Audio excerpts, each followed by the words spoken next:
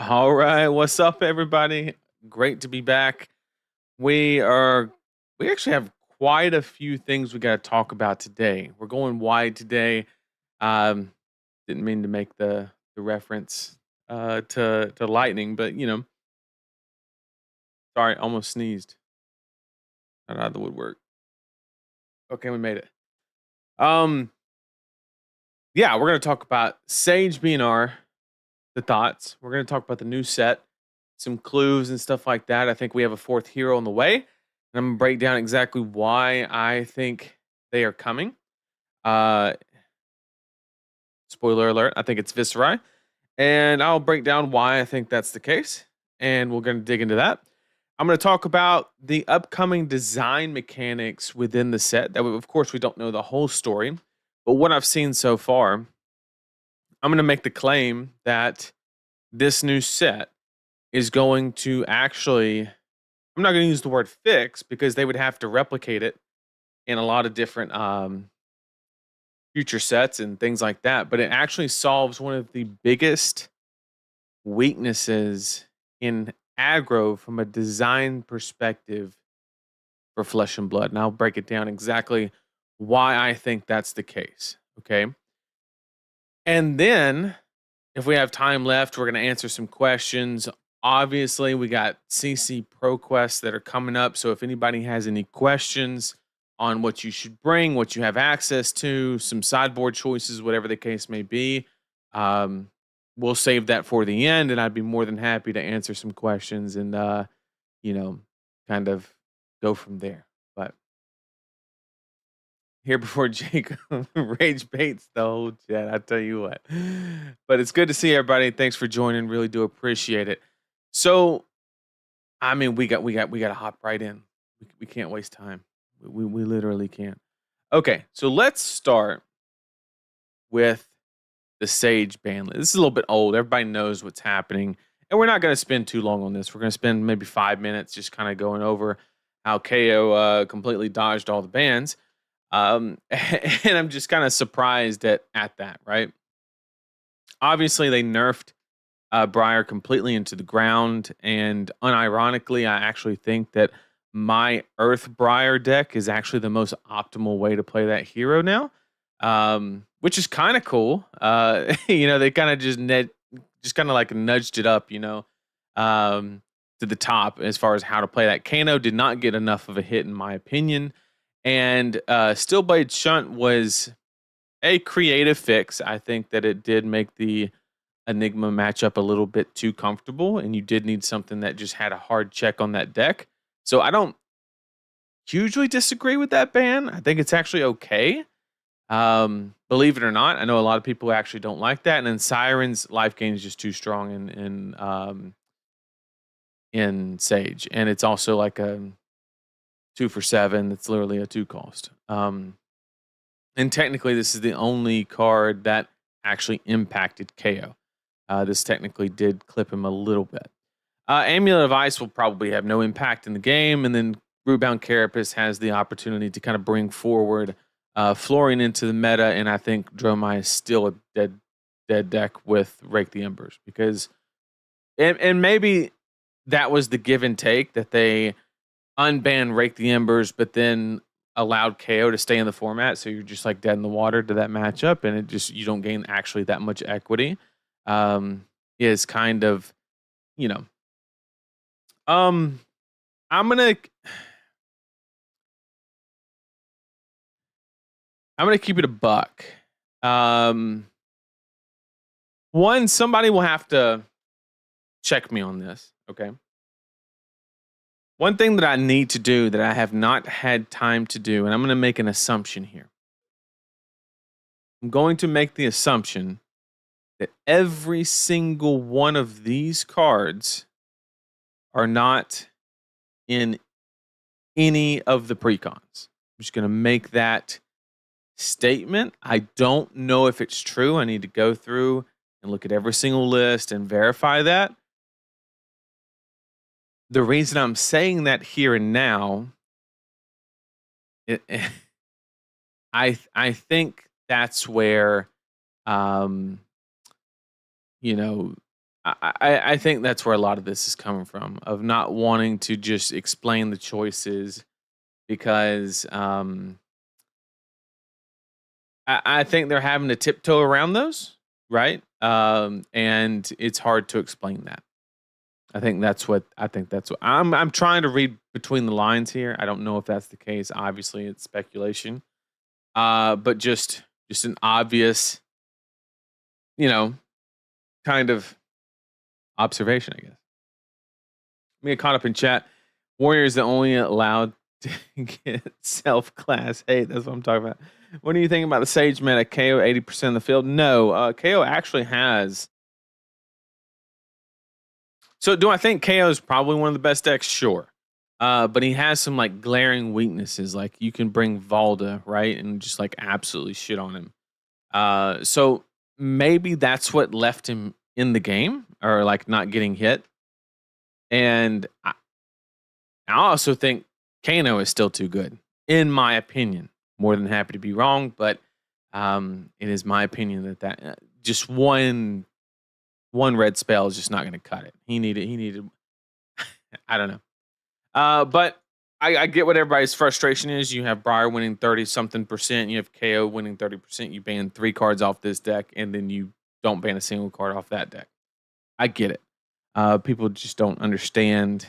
And maybe they're trying to cultivate something interesting. Maybe they're trying to force a certain meta to take place, which could be kind of cool, to be honest. I don't know. But I kind of like the idea of maybe that being a possibility. I think that Burn Up and Press, maybe our band's looking forward to Omen Heroes or new. No, they're just broken cards. I mean, I'm sure that didn't help, right? But yes, it is probably forward looking a little bit. That's entirely possible. But if they were going to make this change due to Omens, they would have had an opportunity to do so for after the Pro Tour, because this new set will not be valid at the Pro Tour. So, and of course, there'll be a BNR afterwards. So, if that was the main driver for these specific cards, they could have waited on that. Doesn't mean it's not, though. I am with you that that's probably why they lean more toward those specific cards. And maybe they didn't want to have to fix Briar twice. Completely see it. If they don't ban any cards from the KO Precon, then KO Precon can show up and be your $20 ticket. Hey, see, somebody sees the vision. Somebody sees the vision. Okay. So overall, I don't think this is crazy. I think KO and Kano are a little under hit. Other than that, I don't think there's anything really egregious here, in my opinion. But we'll see. We'll see what ultimately develops. And yeah, let's go ahead and move into the next topic. Okay. And that is the new set. Now, everybody's already read the hero abilities and stuff like that. We're not going to go over that aspect of it.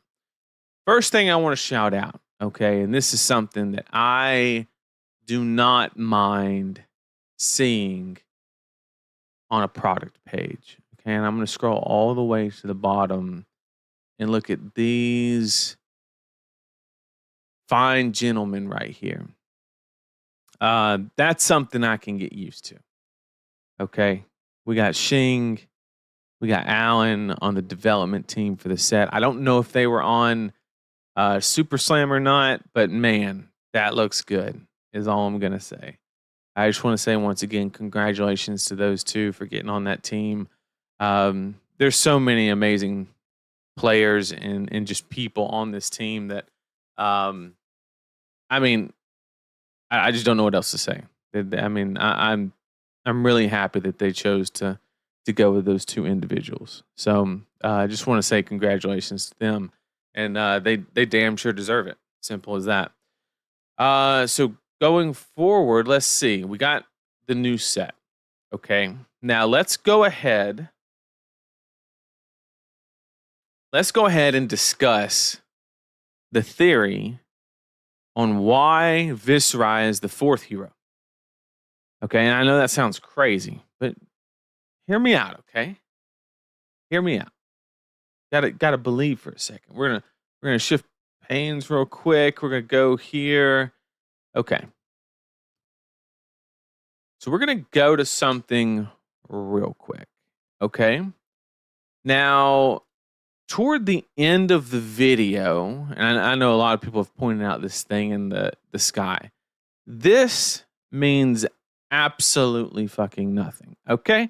I mean, it's probably a portal of some kind, right? But at the end here, there's a very important flash right there. Okay. And what this is, chat, I can definitively say that this picture right here is a reprint for Grasp of the Arknight. Okay? That much I know. I don't know that. I'm just making a very, and I mean very educated guess here, because once again, let me show you here. We have, look at the, nobody's ever noticed really in the back of Grasp of the Arknight, but you know the starry background, right? If you look at the card art, you actually have stars in the background as well. Okay, the finger shape's the same. They're really pointy. Like, they're not perfect, but they are similar. Okay, and so that's what that card art is going to be, in my opinion. I think that is a Grasp of the Arknight reprint. It's what we're getting. Now, why is it not something more? Okay, I don't think that they would just flash a reprint, right? It kind of doesn't, I don't know, it doesn't really make sense. And where am I, Aurora's in the set, Grasp of the Arknight reprint is one of the last standing that's actually kind of pricey, kind of makes sense, right? But at the same time, the reason that I think this is happening is these two cards right here. Okay. We know that he went on a quest, right? And searching for something. Okay. He found it. These are Viscera cards, right? Viscera specializations. He's in the art as well. And he found, if I'm not mistaken in the story, there's the mirror world. I'm not the lore person. DM Armada is. Okay. So if you want to watch the lore, go over there, right? But I think this is where he found it. And I think this is where, this whole aspect, the portal in the sky or whatever it may be, is basically him returning from that part of the world. So I think the way that they will actually deliver this is just like Slippy. Somebody's already mentioned it in chat, to where I think they're going to bring it back as you're not going to be able to draft him, right? But I think he's just going to be an additional just hero in the expansion slot. Okay.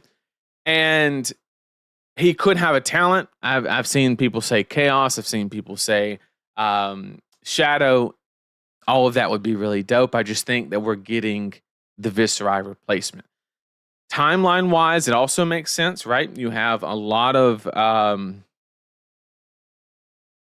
right when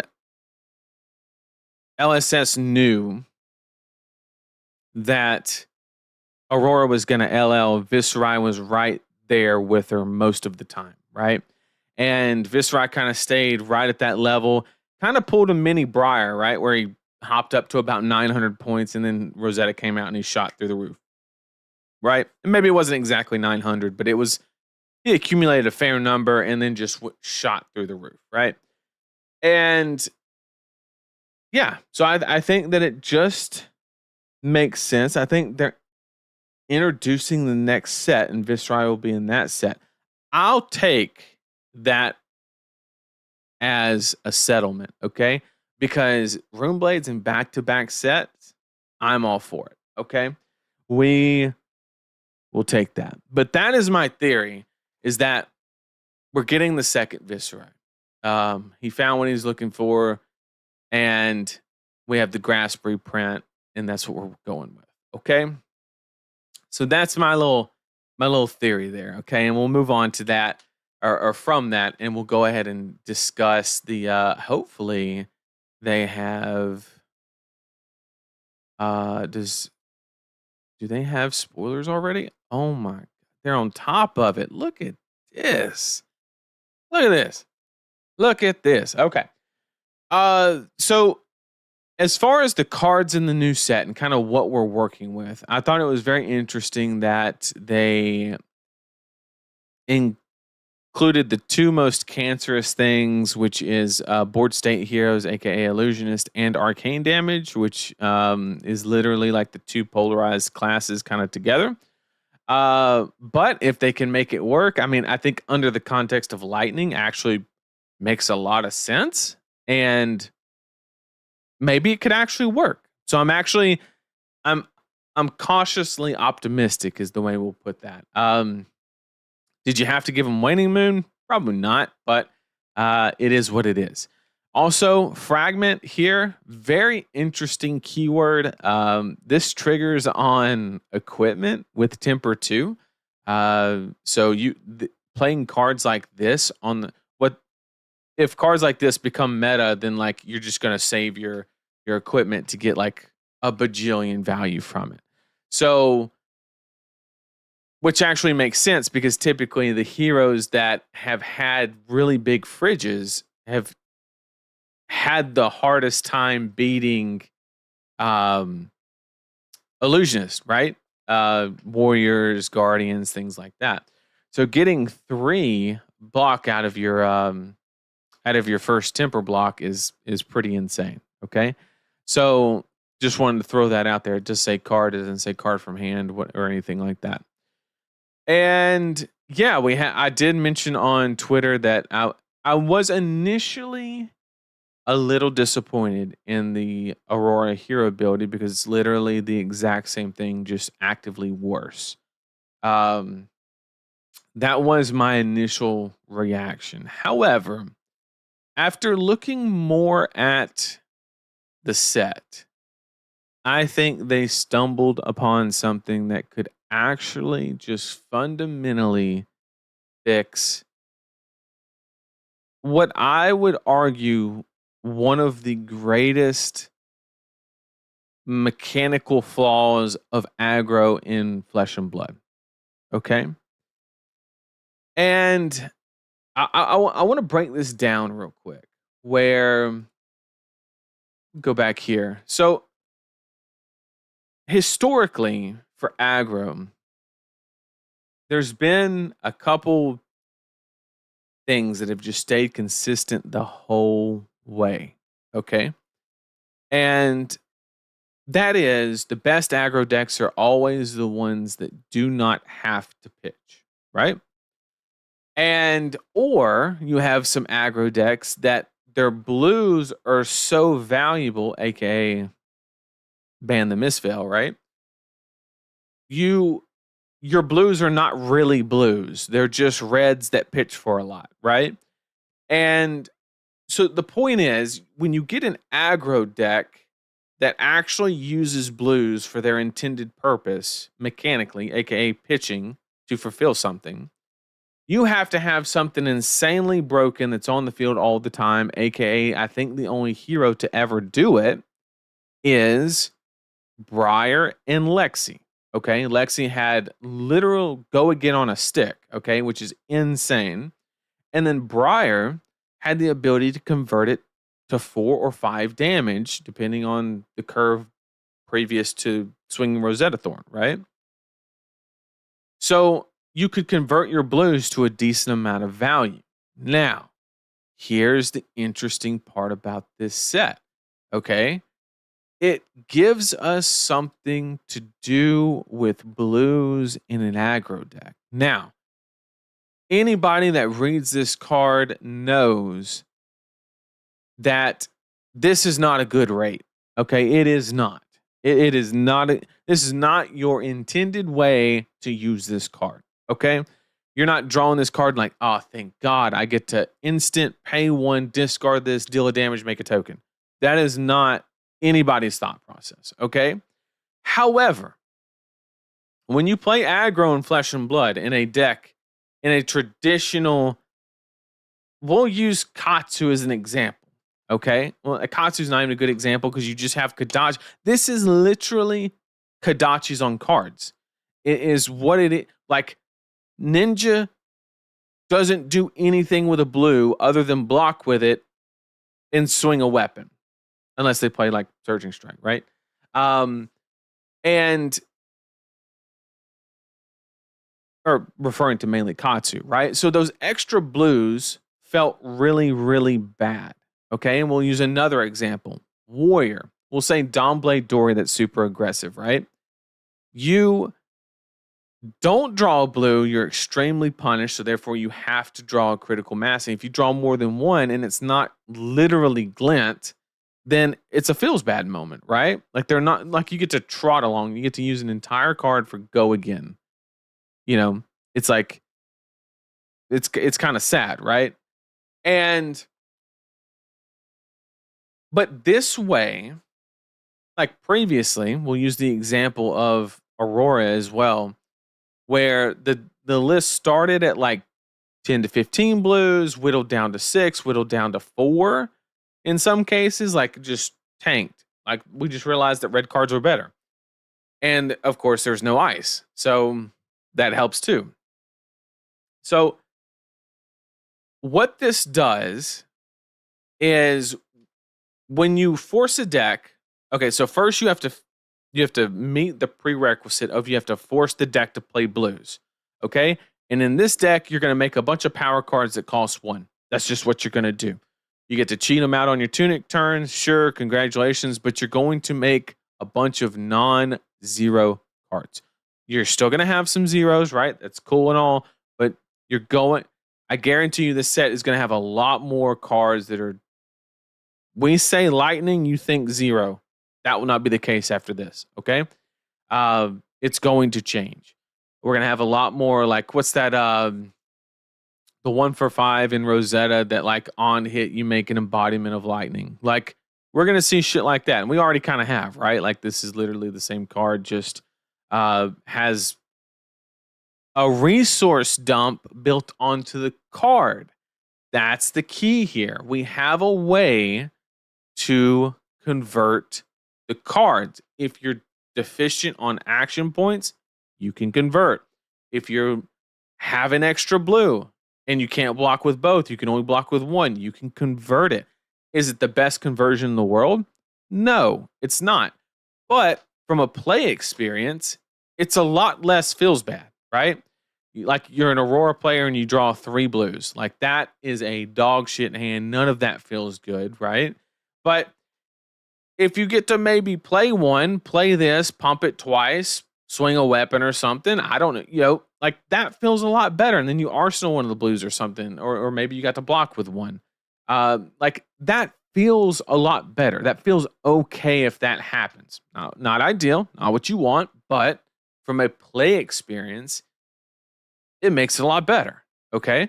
So I think that's what was missing, because for the longest amount of time, aggro in I mean, kind of by design, I guess, aggro has just been throw your 0 for 3s or 0 for 4s and hope the opponent falls over before you do. That's kind of been the philosophy, right?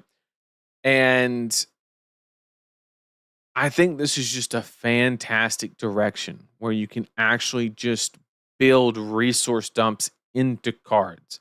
Now, you can't do this with every class, right? You can't, because this shit gets ridiculous on like turn 0 and things like that. I just think it's a phenomenal design aspect to be able to, one, filter, to leverage those extra blues or the blue that you have, right? Because maybe you don't want to make an embodiment of lightning, right? Maybe you're so consistent on go again, you don't want to have to dump 2 resources into this. You got other options. You got the versatility, but playing 1 for 1 damage as a discard effect makes you ultra vulnerable to fatigue, and your plays will be a lot correct. 100%. Like I said, this is not the rate that you want from a card. And another thing that you're not considering is if you think CLV is going to be the only card that is like CLV after this set is printed, I guarantee you are mistaken. Okay, there will be another CLV 2.0. I guarantee you. Well, we'll probably even get a CLV reprint. And you're going to be able to get more than one off of this. Okay? If I know for a fact you've blocked your hand or you got, you know, one thing that a lot of people are not considering, okay? Let's say I go rabble into something else, into one more attack, and I have a floating resource in this in hand, okay? And you've blocked every card, and we're in reaction phase, and you've already blocked my attack, and you have one card in hand, and I have like a CLV or something. If I play this, I don't get one value from this card. I get your card, which is one card's value, or you take a damage and I get a card. So it's a free card. So, like, this card in blue is actually bananas. Okay. Like, absolutely. But if you are forced to play blues in these decks, which I think they are going from a design perspective, I think they're going to try and force you into doing. Not like a lot of blues. I'm saying when I say blues in an aggro deck, I'm talking 15 blues, something like that. This is just going to be an absolute house of a card in blue. Block 3, lightning, like it kind of does a lot of stuff, okay? And it just has the flexibility. You get CLV out, they're blocking you out, boom. Change it to something else. You're looking for that red card, go get it, right? Like you just have so much flexibility. Obviously, you have to worry about them ABing, and people are going to respect the AB a lot more against these heroes. All that's understood. All of that's expected. But players will adjust the game plans accordingly. But there's going to be a lot of tricks in this aspect of gameplay. And I just think it's really... I was kind of dooming on the limited experience on what I'm kind of speculating, but I think it's actually going to be kind of dope. I think like you're gonna get in these situations where you're going for like a really greedy play and it could cost you, and the end result could be like fatigue, right? Where you like just try to close it out, or you try to line up like a multiple arcane ping or something like that, because you're not getting AB in the set if the macro gives the flow spell void, right? Or maybe they already have so many lightning flows to where, I mean, there's so much depth already. Like they need lightning flow as a resource to activate the hero abilities. So, but they have spell void. So, do you force the arcane damage to get the spell void, or do you like? There's just an astronomical. Of course, they don't have to trigger the spell void, but I'm just saying, like, you can put them in those spots to where you get a lot of value from the arcane, depending on other auras and things like that. And maybe you force them to give up the lightning flows to stop your game plan, which puts them further behind. I think there'll be a lot of push and pull and stuff like that. So overall, I have to say I was kind of dooming when I first saw it. I was like, and I'm still dooming about Acilio. We just didn't need him. I don't understand him. Like I don't know. Maybe they just didn't know what else to do. What else to do? I don't. Looks sick. Like looks awesome. But pitching for resources is one what sells the idea that you get a full 4 cards every turn. Makes sense that they're leaning into it in a more general sense. Absolutely. I think they're just going after the play experience here. Which, to be honest, I'm all for, right? Like I think it's super feels bad when you're Fi and you draw multiple blues, right? And you have no other way than just like, here's your 0 for 1 Lava Vein loyalty, or 0 for 1, Ronin Renegade or whatever, right? And you don't really have, other than just playing the card and swinging at your opponent, you don't have any like options. You don't have that versatility. Whereas this is, I think it's pretty creative. Could have been the new Lightning Ranger. No, so that's not true. So you cannot design this, in my opinion. You cannot design this set with a Ranger. There is way too. You can't have board state, arcane damage, and arrows. That is like absolutely bananas. So anybody that says that this could be Lexi is not factoring in limited. Now, could they have sacked the limited, not made it a draftable set, and put Lexi in? Of course.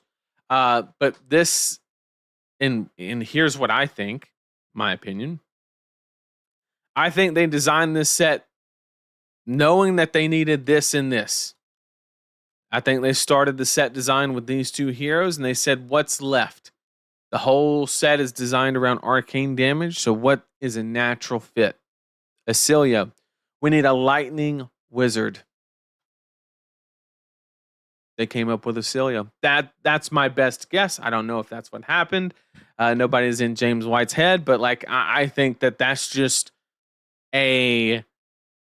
And what I hope it's not a Betsy situation where where they're just like used or tech glow or whatever the case would be, where they're like used to solve a limited problem or not. I don't want to say problem. That's not the right term, but like to make whole the limited solution and then just like forgotten about afterwards. Hopefully that's not the case.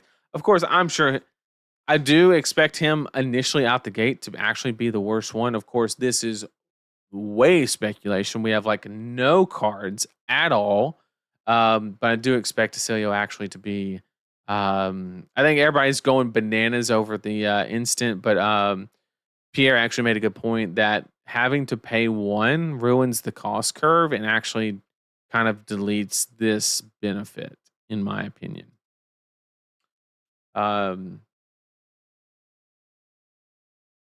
We don't need Lightning Ranger. Lexi needs hybrid, just not just Lightning. She's just a bad Runeblade at that point. I mean, that's fair. That's fair, but definitely sad to see Acelia Aurora replacements before any other heroes. I do want to talk for a second about how I do think it's a little early for the going back to the and don't get me wrong, you're not going to hear a complaint out of me. We got Runeblade, like I'm set. Okay, I'll figure something out. But like we had Rosetta literally like a year and a half ago, right? And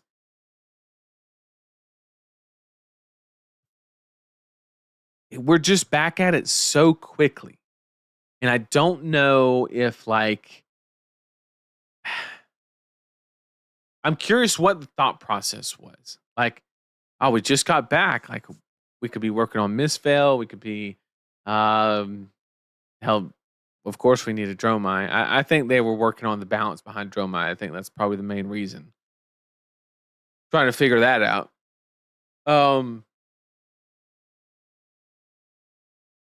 But it's interesting.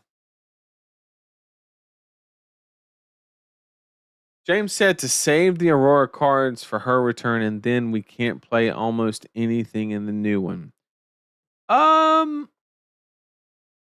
Technically, verbatim, he said, don't worry about all of those Lightning Runeblade cards that are not playable right now. They'll soon have a home.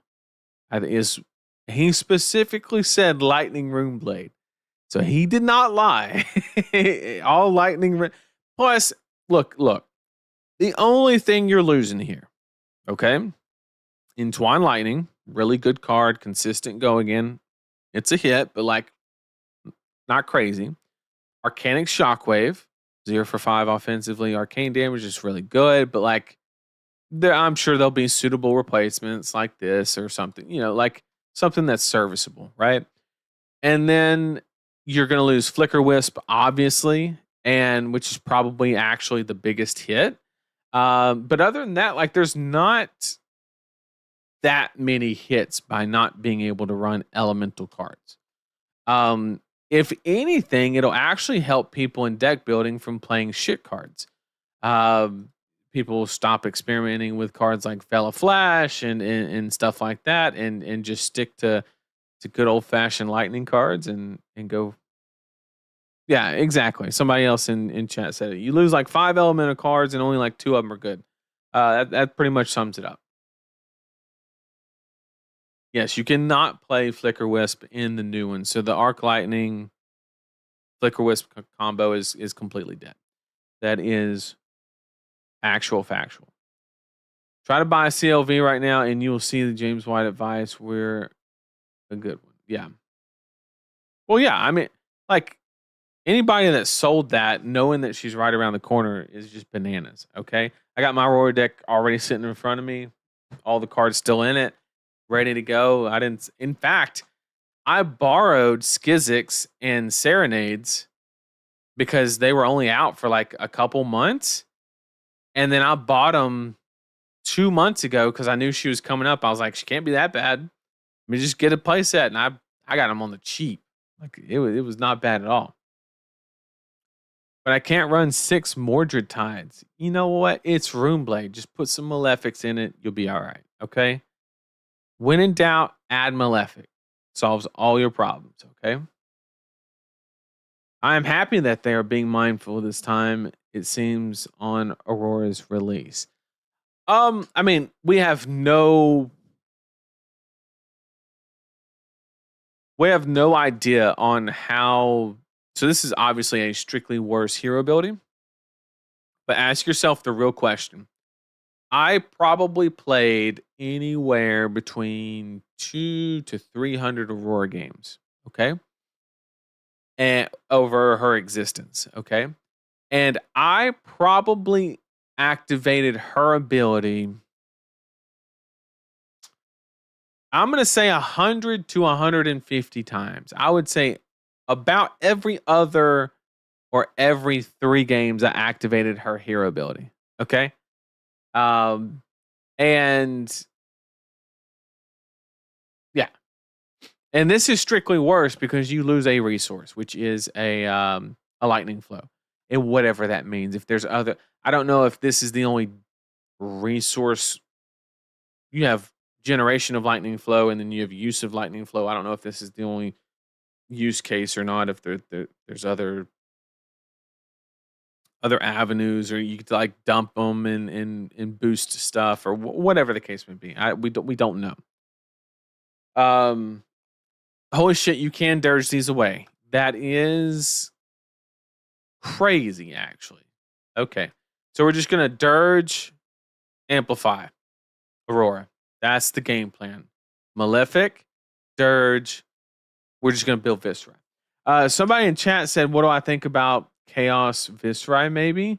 At the very beginning, I broke down the whole theory. That was like the very first thing I led with. And is how I think Viscera is coming back as the 4th hero, like Slippy was in Hunted, where they'll just make a copy or a majestic of him in the expansion slot, and I think we'll get our. And also, if you were thinking about buying a Grasp of the Arcanite, my advice is wait. Wait to buy your Grasp of the Arcanite if you don't already have one. I think I'm almost certain it will be reprinted. This with press. I mean, Aurora fans, calm down. I mean, I just never used the hero ability. Like, I don't think it actually matters. And maybe that's why they went with literally the exact same shit. I will make a complaint here. Okay? This feels, I'm not saying it is. I'm just saying this feels, oh shit, thrown together. This hero text specifically. It's like, oh shit, Aurora's LL'd a month after we made the Armory deck, and we got to make another one, guys. Let's go, and let's just copy the hero text. Also, this makes me feel a little. I'm just be honest here. Like, it makes me feel weird about LL. I don't know how else to say it, but like, if you're just gonna print a hero with,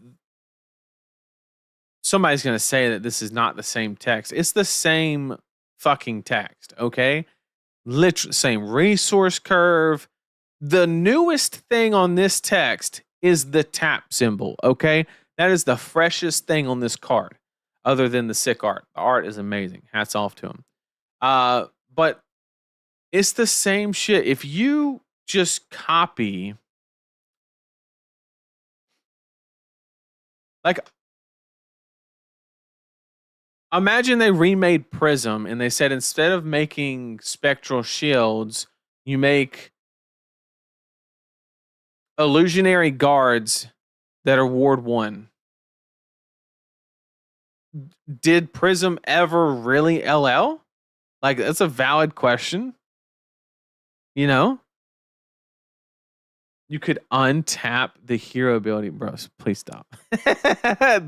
That's funny, but nobody's activating this shit twice.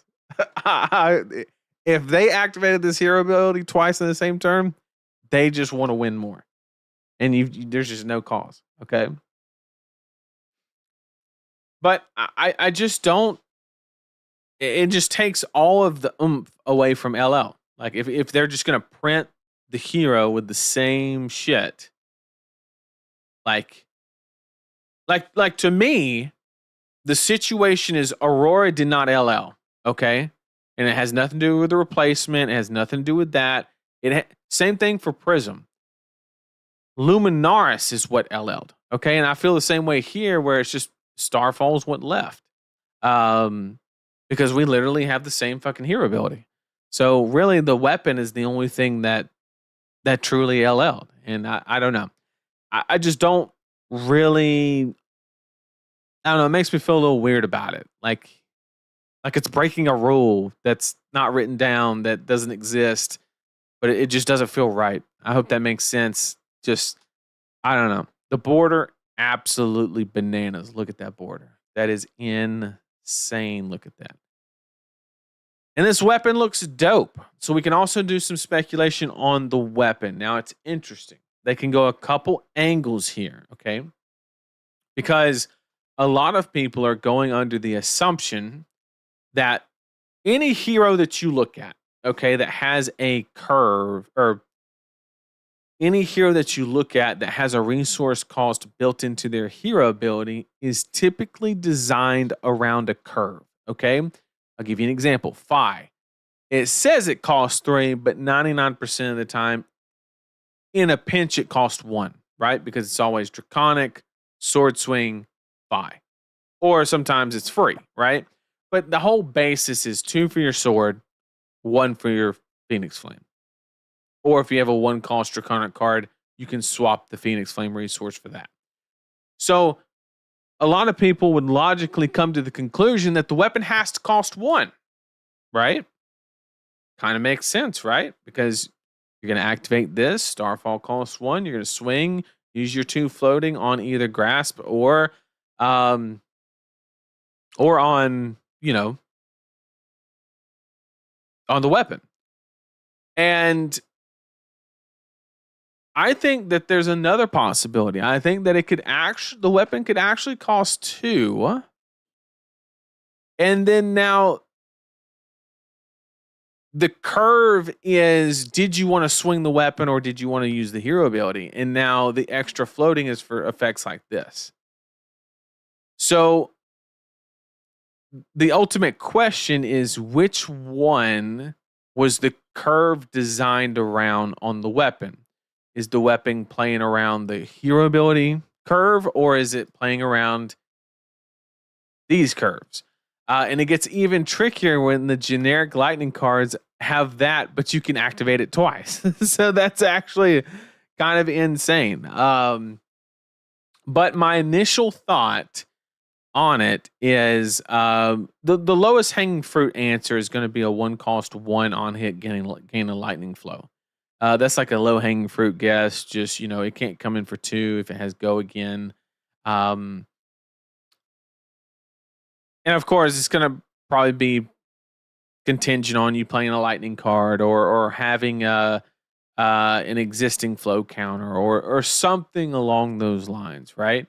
I will say that this sword looks a lot bigger than the other. I don't know. Maybe it doesn't cost 1. I mean, that's just kind of like, I don't know. It's fun to speculate on that stuff. Talking about this too, I don't know what really to say other than to pay David Bowie's heir, you know, the rights to use this, they had to increase the Japanese box prices to about 120 US. So that's all we really know about Ziggy Starlight. And I don't know. I think that this is going to be, I think this is boom or bust. I think that everybody, once the cards come out, I think everybody is either going to absolutely adore this hero or absolutely despise him. And of course, that's pretty low hanging fruit guess because it's Illusionist, and that's typically how Illusionist works, right? But I think this is just going to be amplified. But what I'm hoping is that he just doesn't rely on a board state.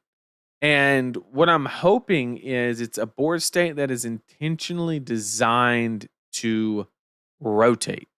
So what do I mean by that? Let's look at the card. Is it on here? Is there a product page somewhere or something?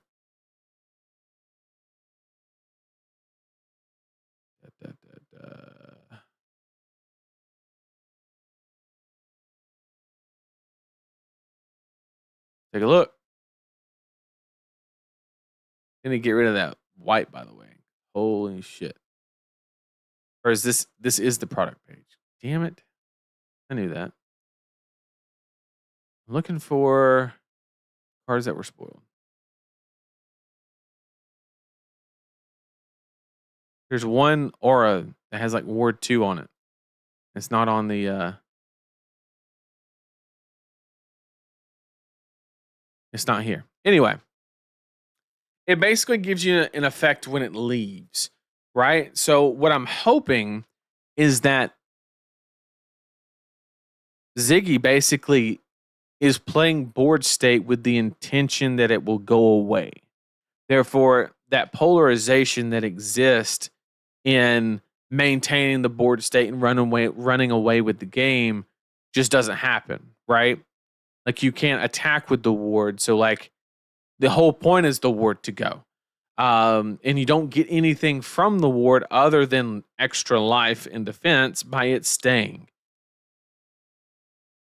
Oh, it's the armory deck. Great point. See, that's why you in chat make the big bucks, okay? So this is exactly what I'm talking about. This does nothing. You could have 100 of these in play against a Guardian. You don't win the game, right? They have to leave.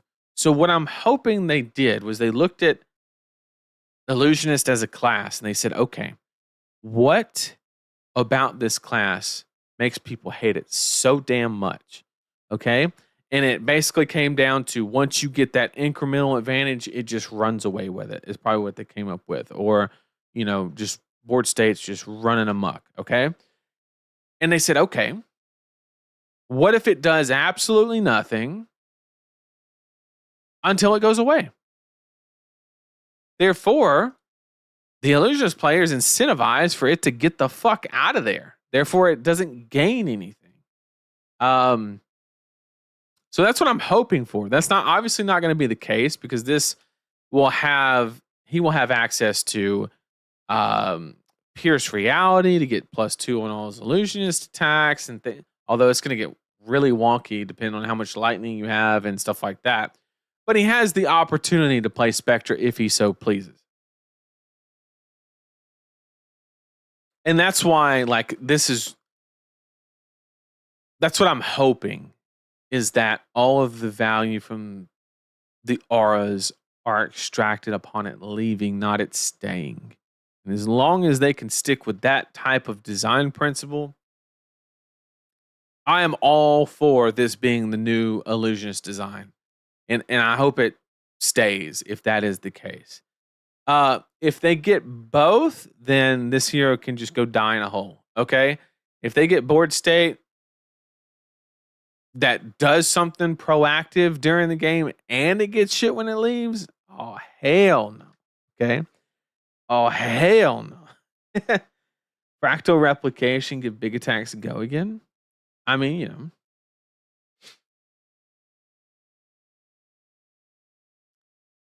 Box price increase again. Let's talk about it. I did not notice that. So I know they jacked up the Japanese price because I'm pretty sure it was in regards to them getting called out last time, if I had to guess. 130 US is all I have as a reference point. What is obviously Compendium was a premium product, quote unquote.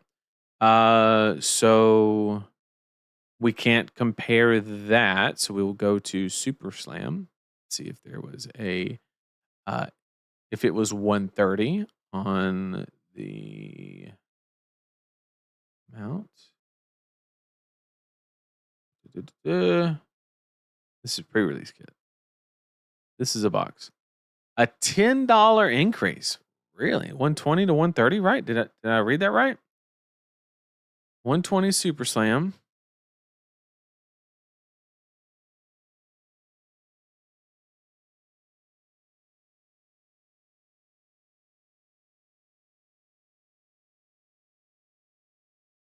$120 for Super Slam. Just double checking. Yeah, 130. You're right. Went up 10 buckaroos. And I'll tell you why. Tell you why it went up, chat.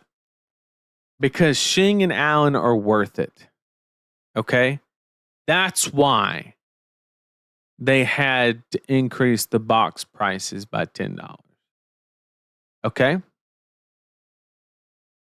When you have the caliber of dev like that, you got to shower them in the money, okay? You just have to. It's the only way you can keep that type of talent, okay? And it's because of the David Bowie rights for sure. But we're gonna stick with, you know, they gotta pay for Shing and Allen. That's big on the budget sheet, okay? That's what we're going with. I don't know if you covered it yet. Just join. But what do you mean by your tweet about Azuri? Definitely have not covered that because it didn't come to fruition yet. But the idea on the Azuri thing was effectively there's a lot of 2-for-6s that have a lot of relevant text in the metagame right now, whether it be Erase Face, whether it be Weakest Link, whatever the case may be. And I just feel like there's the capacity. I don't know anything. I don't have any insider information or anything like that. I'm just saying that there might be the capacity to actually produce something that's really good with Azuri. Is it going to win the Pro Tour out of nowhere like last time? Probably not. But just be on the lookout.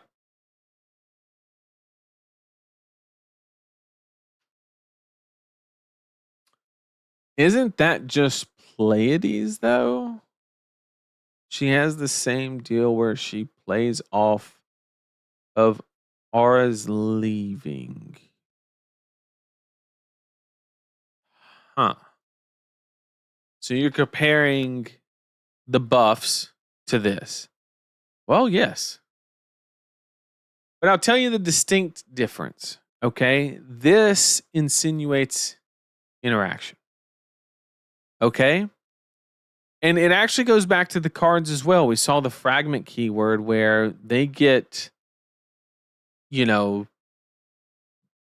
they get your opponent, assuming you're the illusionist player, they get the ability to basically, or the illusionist gets the ability to influence whether your opponent blocks or not. It actually incentivizes them to block, which historically is really bad into illusionists.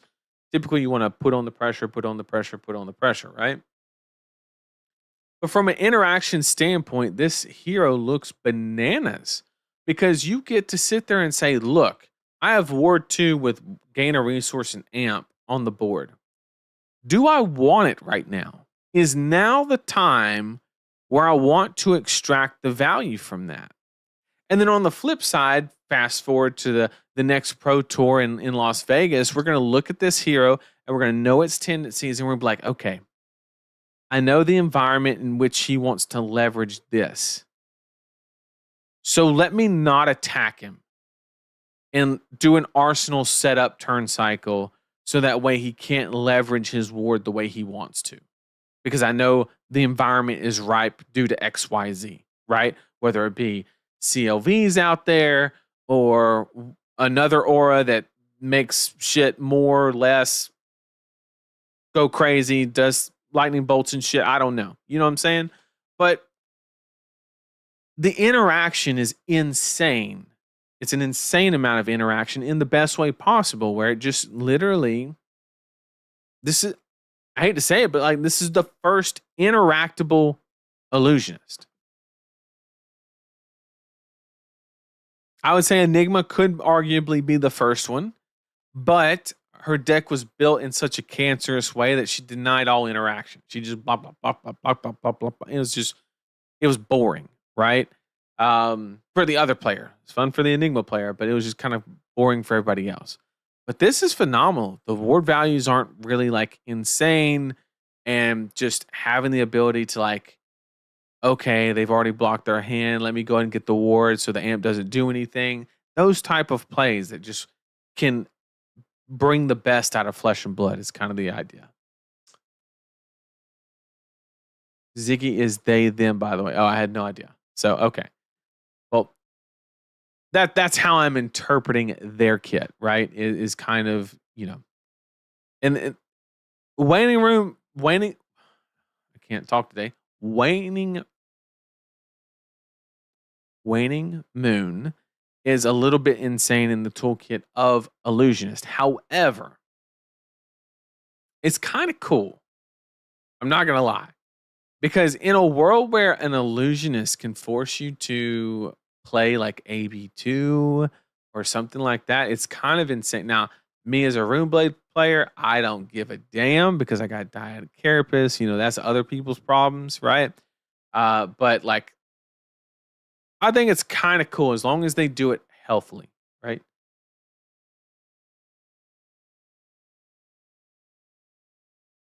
Blast to Oblivion and bounce it. You don't need to get destroyed by attacks. You can yourself make it work. You can, 100%. But once again, your opponent, like, it has limited interaction, right? So, and that's another reason why you can kind of force that interaction too. Maybe they don't get anything out of it on your turn, so you want to push, right? And you also, they have to keep Blast to the Oblivion and those types of cards to get those interactions. If you know, so they have to like not take damage and send all of those things. So you're kind of asking a lot in a hero that's not going to have hardly any, you know, hardly any armor, right? So it's interesting. It is pretty interesting. Take a shot every time Nathan doesn't say Waning Moon. Everybody would be absolutely roasted right now. But overall, when I first saw the set, I was dooming a little bit, okay? I'm just going to admit, okay? I was dooming. But I actually think I see the vision, okay? I hope the vision's good, but I definitely see it. I love the resource dump on a lot of the aggressive cards to give, you know, outlets other than just activate Grasp. The Arknight is just kind of, you know, we needed something a little bit more, right? And I think this is a really cool way to, one, incorporate blues into aggro decks and then make them viable for doing so. Because historically, in the mechanics of Flesh and Blood, you've been punished by having to run blues in your aggro deck. So it's pretty interesting. What up, Damien? Damien, what do you think about the new set? I mean, it's kind of illusionist, so you're probably happy, but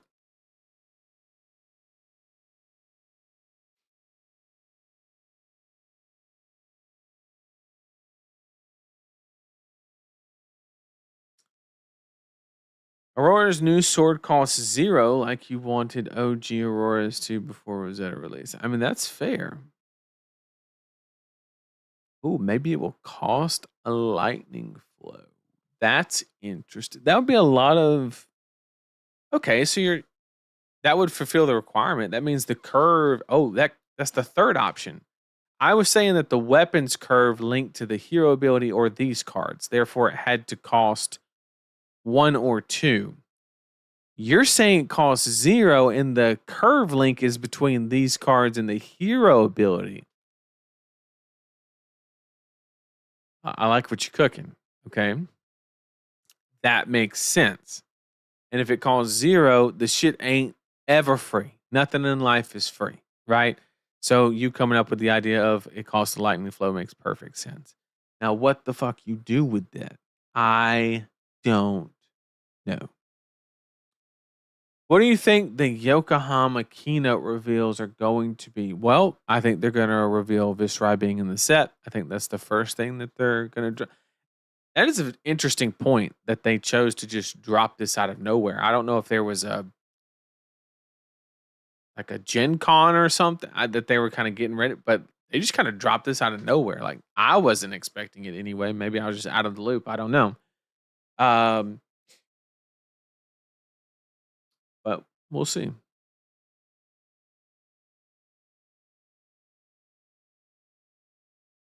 Smells like a second twist reveal.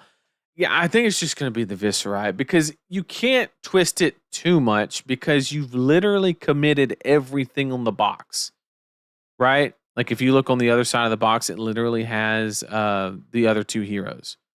I'm hoping there's a picture. Yeah, like here, right? Like there's not going to be like a 4 a 4th hero that's actually draftable or anything like that. Like they've committed on the art that there are just these 3 heroes that are draftable. Now, maybe they do something absolutely bananas with the packs, right? Like I don't know. And to be honest, I think the last time they did this where they didn't spoil the set, actually add an event. Oh no, they did it that way with Super Slam as well. I was thinking more High Seas where they spoiled everything and then they announced the treasure pack idea as like the big. Well, no, that was forced, right? Because didn't it get spoiled because somebody like leaked the event thing? So okay, so that wasn't even intentional. That was them salvaging it. Yeah, Super Slam was before, and I don't think they had a twist, right? Definitely feels like a hero reprint strategy in the M expansion slot. Vis could be multiple heroes, maybe. That would be so that would actually be the sickest keynote on the planet if they just said, here's the keynote. And by the way,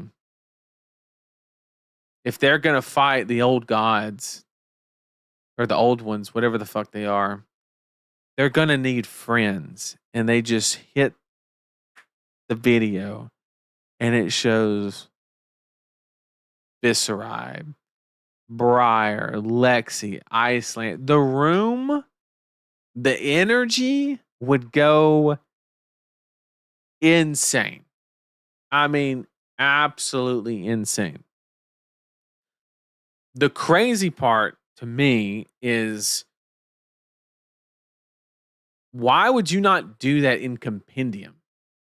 Right? Like Compendium is like this super generic ass set that doesn't have like any coherent theme or anything. It's just a bunch of shit, right? Why would you not do it there? But also in the development of this, they probably, got Aurora going a little bit quicker than they were intending. And maybe while they're addressing the LLing situation, maybe this is where they sat down and they said, look, do we need to make some of the other ones, some of the other fan favorites, whatever the case may be? It would be kind of cool, is all I'm saying.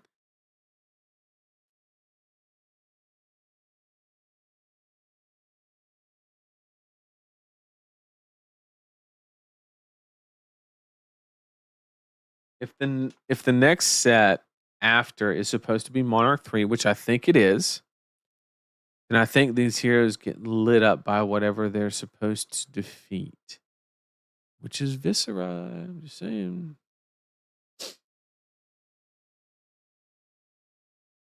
They dropped the set trailer on the 3rd day of the 3rd month with a set named Omen of the Third Age at 3 p.m. specific time.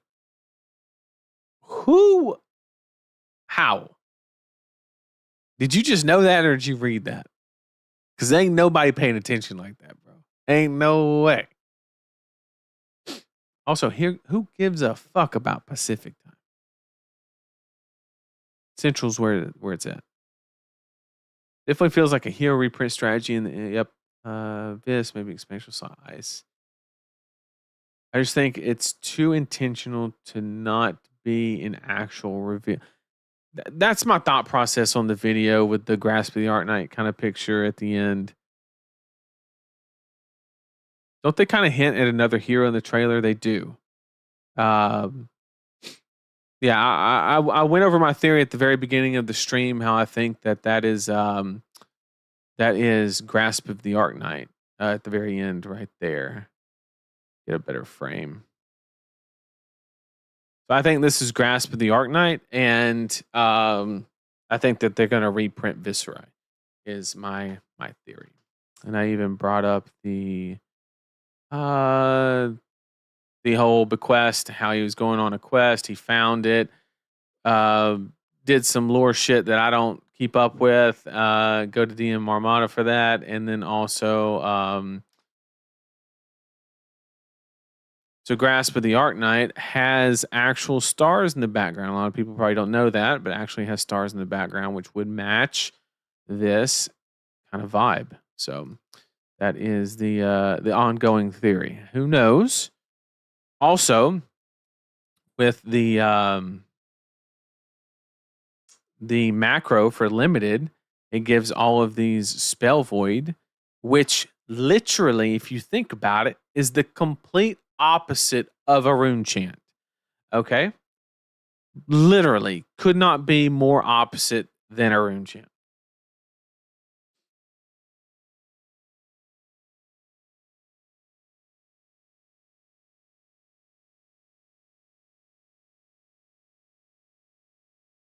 It is possible the Azir that they are looking to fight could be there, like Scurv. Yeah, like Scurv and High Seas. Yeah, that's what I'm guessing.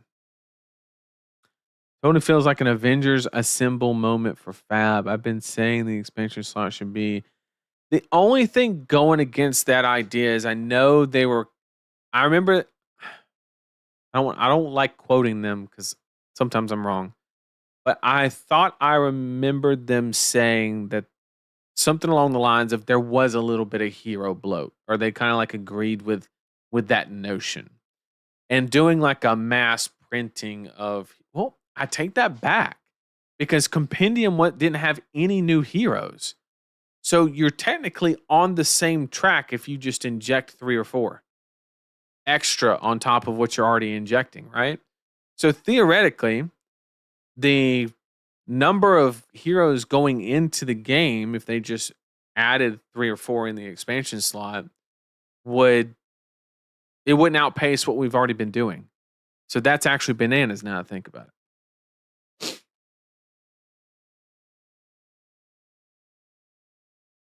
Can I point out Lexi art call down the lightning?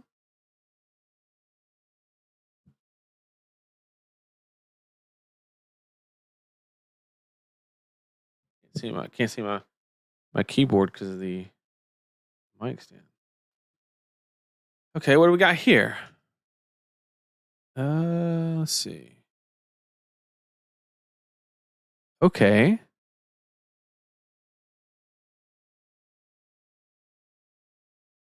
Oh, those are like the demons or some shit? Oh, and I see the stars in the background. Okay. I see it. This is Dust Till Dawn. Holy shit, and we're lining up for Monarch? Okay. I see the vision. Also, this is the same border. Yes. No, maybe. Fuck, Marvel doesn't have borders. Borders were also border. Yeah, just more petals. Same shit, more petals. I see the vision. See the vision. Oh, same hand. What the fuck? Where? What hand?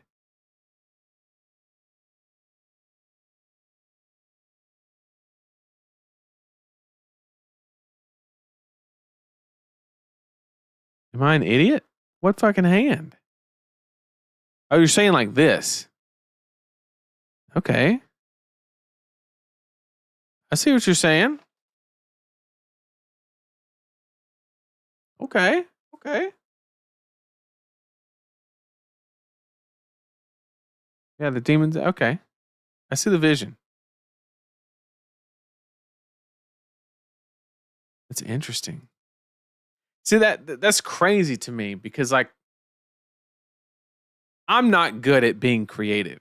Like I know how to analyze things, good with numbers, things like that, but like no I don't have like a creative bone in my body as far as like artistic stuff, okay? Or like storytelling. Well, I'm okay, I can tell a story or two.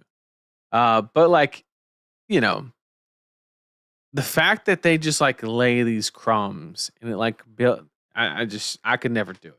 I think it's like actually pretty dope.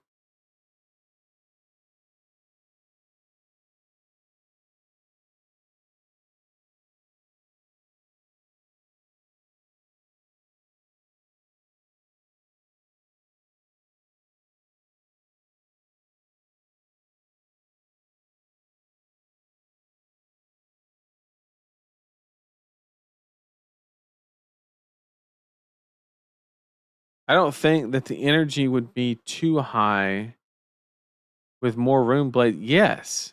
Everybody wants more rune blades. I mean, there isn't a meta with rune blade that's not polarizing. We're in one now.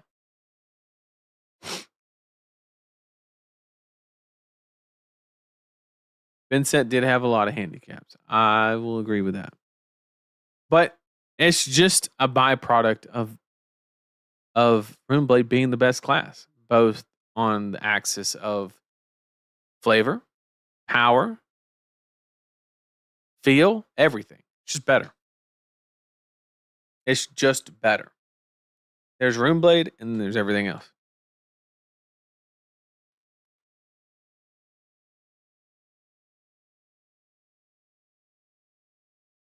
The Dust Till Dawn,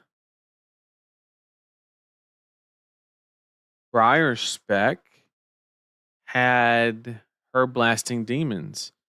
You are correct because I actually spoiled that card. You are 100% correct. Oh shit, they're stars. Holy shit. Holy shit, what if Briar's coming back? No shot they plan it like that, bro. There's no way. There's no shot. Briar is earth, earth, earth, earth, more earth, right? And you put cosmic ass stars in the background. I never noticed this.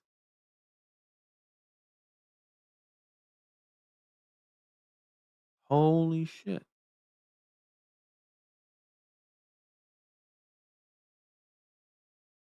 Holy shit, chat.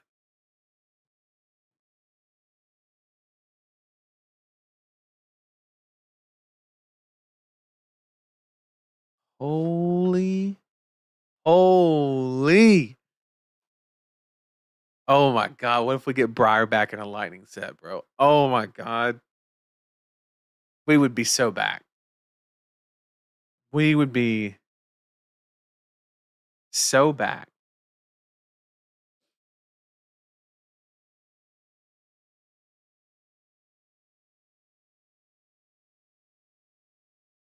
Northern Wind? That's the Oldham spec. Okay.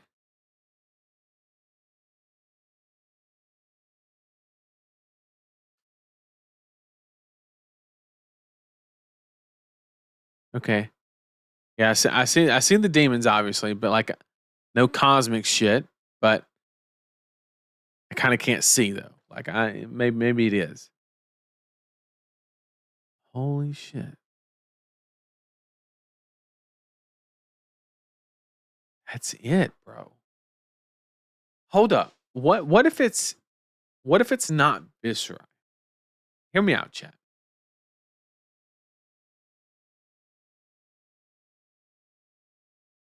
What if you just straight reprinted all the heroes from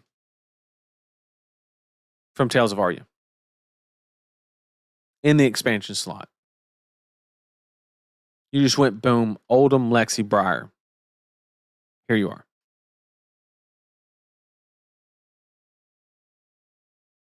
That would be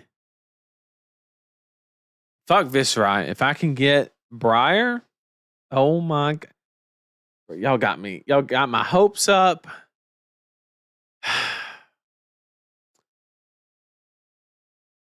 In the expansion slot, it's just gonna be some LL Briar card that I won't even play because LL is not a real format right now. Oh my god! All this talk and we're gonna get watered down, burned up shock.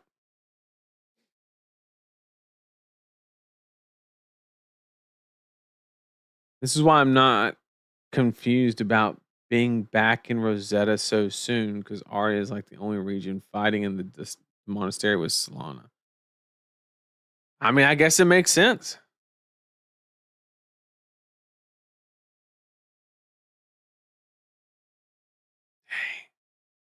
What if it's Oldham Lexi Briar in the expansion slot? I think we're overthinking it, but man, that would be just absolutely sick.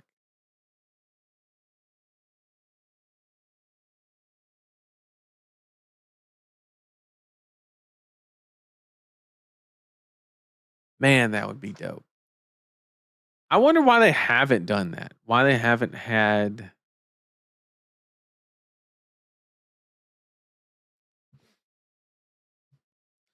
I mean, they've done a hero in the expansion slot, right? Like Slippy is a good example, right? But they haven't done one where it's like outside the theme of that set. But this builds that theme. So like that doesn't mean, man, y'all got me thinking I'm getting Briar. Man, that would be dope. That would be dope. That would be so cool. That'd be so cool. All right. Well, y'all got my hopes up just for them to be crushed. Okay. But on a positive note, that's all that I had planned for the stream. So if we want to chat about anything, throw it in chat. If you need any help with deck decisions, sideboard slots, anything like that for ProQuest season, obviously we have CC coming up. More than willing to answer those questions. I have received a metric ton of questions about this Tough Nut deck that I've been working on. And I've decided that I'm just going to do a deck tech on it for next stream. So we are going to spoil the Tough Nut deck. I tried to keep it close to the chest, but invert existence. All right, we'll look at one. We'll look at one more. Look at one.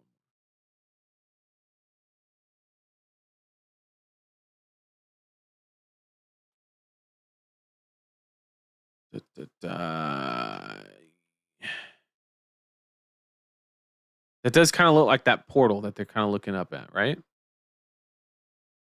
Same kind of claws and shit. So is it just Shadow Runeblade? I'd be happy with that to be just more Runeblade. That's always the answer, okay?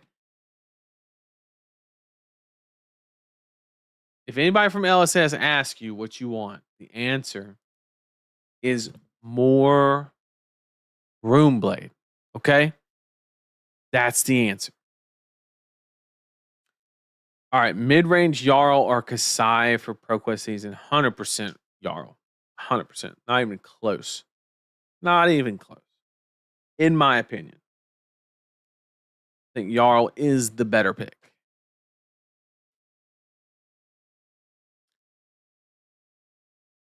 Do I run back Mario? Miss, I know what you did, Nick. I was watching you. I was watching you. Or play Dorinthia, or you should play Mario. In fact, I never told you this, but you actually like absolutely dicked on me on Taushar. This was in Worlds Prep. I played Huntsman, and I was playing on Taushar, and I knew it was you because of the name. And I was like, I was on my alt account or something. I was like, I'm not gonna tell him. And I mean, I got absolutely just blasted, bro. Like it wasn't a close game. But you were making your calls like super quick. You were making quick decisions. They were good decisions. So like you seem comfortable in Mario. So I would say you should go with Mario. Valda or Ice Aggro Jarl. Okay, I don't know how much you're cooking with the Ice Aggro. So if you're like breaking the game, sure, that sounds cool. But like, be honest with yourself. If you've overcooked on that aspect, I'd probably play the safer route with Valda. I was thinking of building Jarl for PQ season after seeing the price of Stalagmite. I pivoted to Bolt. Is Stalagmite high? I know somebody with like a binder full of them. Maybe maybe that's why they're high. I swear I saw somebody's like binder and there was like had to be like 20 of them in there. It was absolutely insane.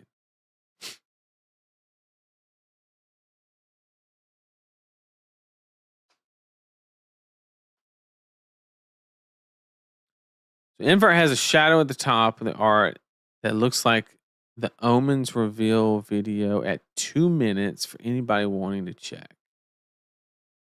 Okay. Can't do that at stream, but oh yeah, you're saying that like the portal up top, yeah.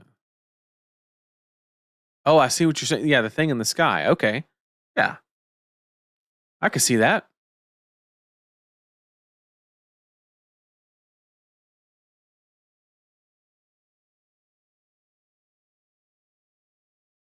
Do you have any thoughts on Fi in terms of common deck builds and if you think they're doing anything wrong? No, I think the deck kind of builds itself. It's just how much do you want to lean into Fart of War, basically. And I've seen things as crazy as like Yellow Rise and stuff like that. But I mean, everything looks pretty standard. The only downside is the deck is just fragile. It's easily disruptible, and then also it can just brick with the new cards, and this it's more explosive. It's got a lot of that, but like it just bricks a lot more. So it has like a different set of issues. Did get top 20 in Montreal real deck, but man, Jarl is so much fun. The Techlo Foundry list is a great current place to start. I'm not familiar with the list, but love him as a content creator, so seems like a solid place to go check out.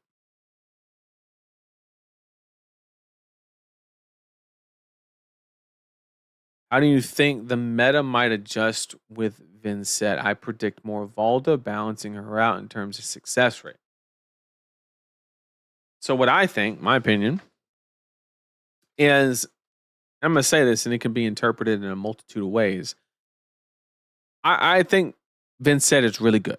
Okay. I think she's in a solid spot. I think in my tier list, I put her at the very top of B only because I could say B for ballin', but could easily be bottom of A, right? Like a very solid deck, probably the highest she's ever been ranked for me personally. And I think that people are going to overcompensate for her in their adjustments for PQ season. One, it takes a lot of skill to play Vincent at a really high level. Okay. And you're not going to see that at your PQs. So I don't think Vincent is going to kind of have a great conversion in the PQ season. Like she's not going to be in the top 3. And I think now that the really good players have to truly respect her as a hero, I think there's going to be some game to be had into her.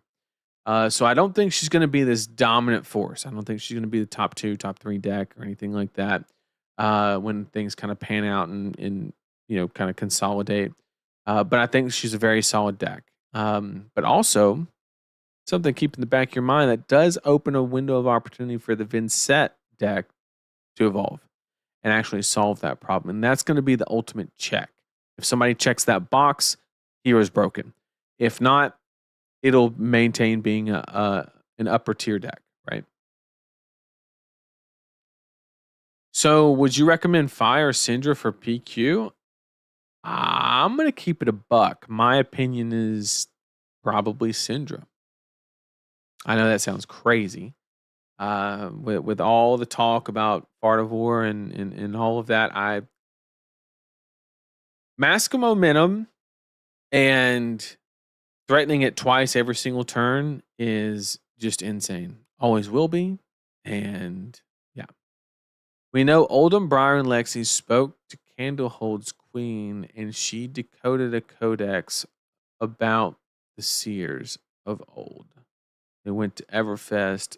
They could arrive at the conflict.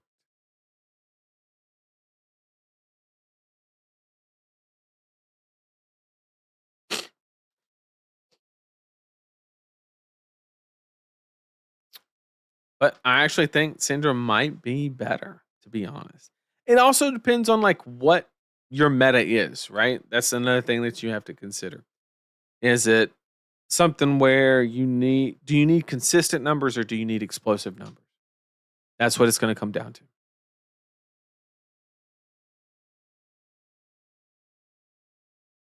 That's ultimately what it's going to come down to. Man, y'all got me thinking we're getting Briar. You got me thinking. You got me thinking. One more thing on the channel, we're going to try to incorporate a little bit more gameplay.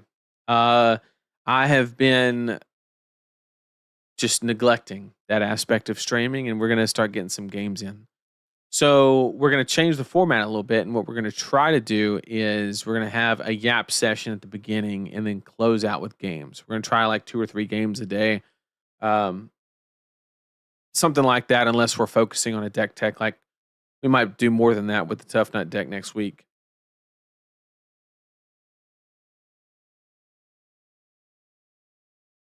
You got me thinking we're getting Mono Ice Oldham back, so we're both in a copium boat. I tell you, I'm gonna play Fi regardless. I just wanted to hear your opinion. I will. Glad I could almost steer you wrong. No, but I just think that that's also laugh. We got Nathan thinking about like an experience might come back to. We're hoping, right? We can dream. We can dream. I tell you what, I felt alive at the PQ. I brought against every fiber of my being. I brought KO to calling San Diego, and I regret it.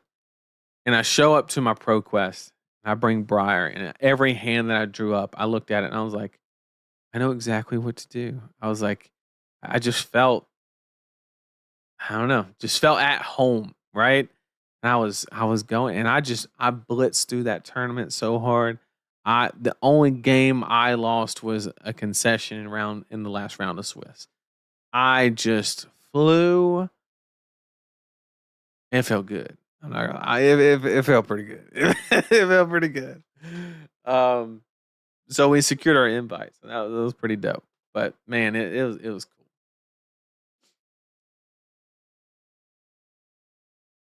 If we do get Briar, Oldham, Lexi, we need more Ice Earth support. Mastery Pack could be Mastery Pack Ice. That makes sense. Mastery Pack Earth Lightning. I think that's too much juice for Arya. I think we gotta taper it back. I don't think you need that much Earth support, right? Like there's a lot of cards in the Earth and Lightning card pool now. There's a lot.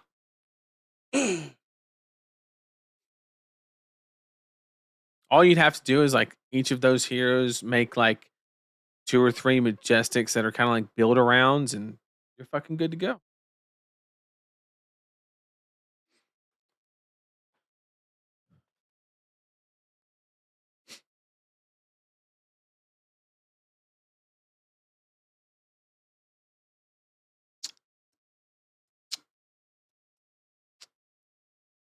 All right, chat. Seems like we're slowing down. I think I'm gonna call it. But I want to thank everybody for joining me. I really do appreciate it. Like I said, next week we're gonna go over the Tough Nut deck tech. We're gonna play some games and break down how to play it. I actually think it's a really solid list. Is it gonna rule the metagame? Probably not. But I've spent a lot of time going over that deck and just kind of refining it, building situations, things like that. And I think it's actually in a pretty decent spot. I look forward to sharing it, playing some games, and going from there. But thank you all for joining. I really do appreciate it, and I will see everybody next week. And if you have any pro quests this weekend, I wish you the best of